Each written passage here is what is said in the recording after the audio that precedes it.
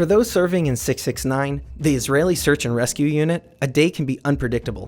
One moment they can be rescuing a hiker in the Negev, then 20 minutes later they can be on their way to Lebanon to save a downed pilot behind enemy lines.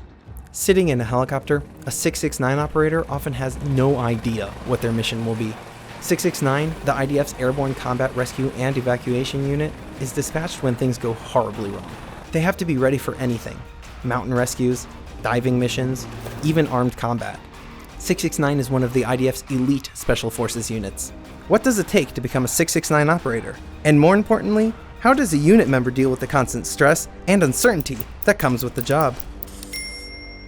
669's primary purpose is rescuing pilots from behind enemy lines, but they are often called upon to use their expertise to rescue wounded soldiers and even civilians in need of emergency helicopter evacuation. The unit's motto is, "In distress you called, and I rescued you. In a time of need, 669 is on their way." But the IDF didn't always have such a unit. During the near cataclysmic Yom Kippur War in 1973, over 100 Israeli aircraft were shot down in enemy territory, and dozens of pilots were taken captive. The IDF had no rescue plan. The commander of the Israeli Air Force, Benny Peled, had previously petitioned for a specialized rescue unit, but now he demanded one, with a focus on rescuing pilots. His petition was accepted, and in 1974, the IDF established Unit 669. Becoming an airborne evacuation and rescue operator isn't easy. There's a grueling testing process that starts with the Yom Sayarot, the elite forces tryout day, months before they're drafted.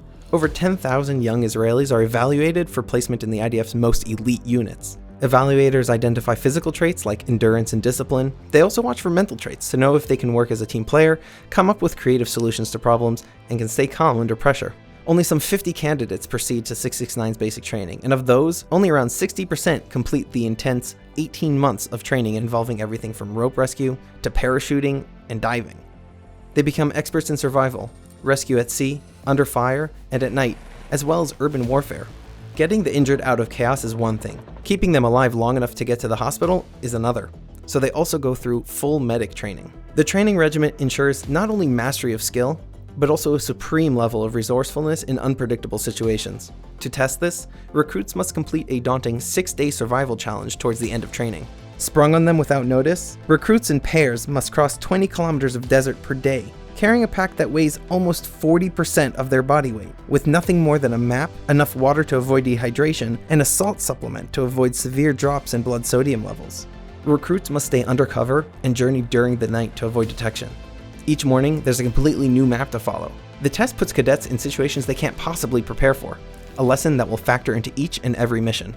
669 training takes a year longer than most other combat units and costs the IDF upwards of 1 million shekel, or just over $300,000 per soldier. But no amount of training can fully protect unit members for the challenges they will face. For example, in 2018, undercover IDF soldiers infiltrating a Hamas cell deep within the Gaza Strip found themselves in desperate need for immediate extraction. Stranded with their cover blown, one dead, and other soldiers wounded from the gunfight, 669 mounted a treacherous night helicopter rescue, touching down in hostile territory. Within 3 minutes, most of the soldiers were secured in the helicopter. But with one man behind, those in the field had a dilemma: disengage for the best chance of reaching safety, or leave no man behind and risk bullet fire and anti-aircraft rockets. They took the gamble and extracted everyone successfully. Through the 18 months of training, we live in uncertainty in everything.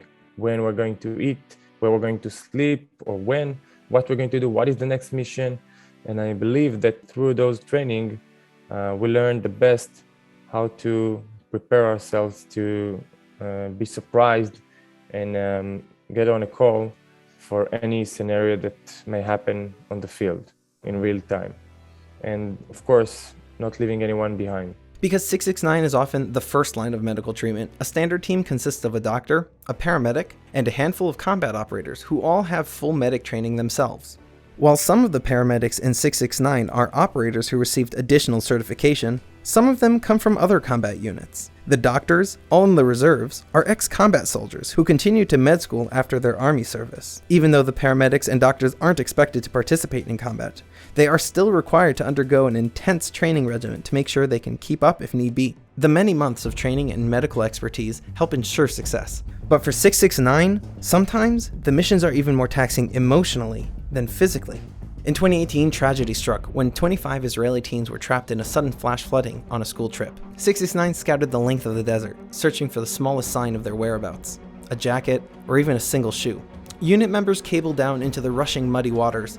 Ultimately, the unit rescued 13 students with no injuries, while 2 more were saved in the nick of time and sent off to a nearby hospital in Beersheba. But unfortunately, even with all of 669's skill and effort, 10 teenagers didn't return home.